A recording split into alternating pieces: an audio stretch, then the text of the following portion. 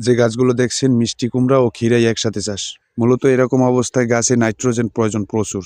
আর nitrogen যদি পূরণ না হয় তাহলে হয় কি গাছগুলো লালসা ভাব ধরে। আর পাশের এই মাটিগুলো অবশ্যই ঝুড়ো করে দিবেন, ঝুড়ো করে একদম গুঁড়ি করে দিবেন।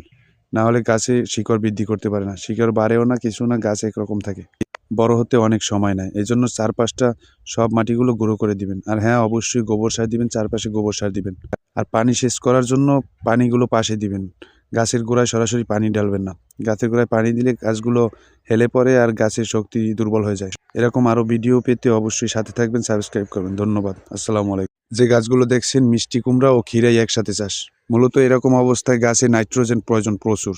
আর নাইট্রোজেন যদি পূরণ না হয় তাহলে হয় কি গাছগুলো লালসা ভাব ধরে। আর পাশের এই মাটিগুলো অবশ্যই ঝুড়ো করে দিবেন, ঝুড়ো করে একদম গুঁড়ি করে দিবেন। না হলে গাছে শিকড় বৃদ্ধি করতে পারে না, শিকড় বাড়েও না, কিছু না, গাছ একরকম থাকে।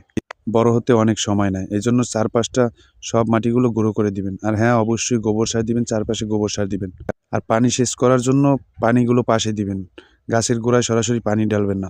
গাছের গোড়ায় পানি দিলে গাছগুলো হেলে পড়ে আর গাছের শক্তি দুর্বল হয়ে যায়। এরকম আরও ভিডিও পেতে অবশ্যই সাথে থাকবেন, সাবস্ক্রাইব করবেন। ধন্যবাদ। আসসালামু আলাইকুম।